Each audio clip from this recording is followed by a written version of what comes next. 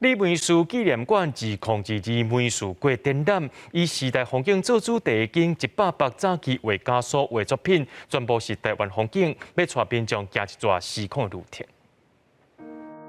1866年，英国学者郭林武来台湾佚佗所画的淡水观音山，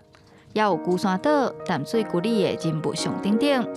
另外，1917年，日本太平洋美术学校校长石川英治画的台南关帝庙，57年后，伊的学生杨泽华也用野兽派风格画出关帝庙。同一个山，同一个所在，画出来方法会感觉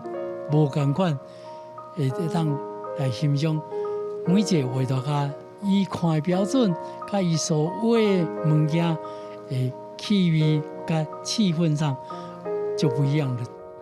除了郭林武甲石川英治，也有英国军医克里、日本籍画家南薰泽、台湾画家杨三郎、陈英生、陈清芬、李梅树等人的作品。李梅树纪念馆表示，这些作品唔仅是画家的记录，也是台湾风土民情、时代变化的展现。看过去，这个画家用画笔的风景来就看到这个土地的水伫多少啊，用一个旅游的方式来做一个见学之旅。今年是梅树国第11年举办，登记为现主时开始到6月初5，每一个周末拢有讲座。李景文希望透过梅树国活动，延续李梅树画家的精神，互美学伫生活中探紧。记者杨淑静、谢桂林新北市报道。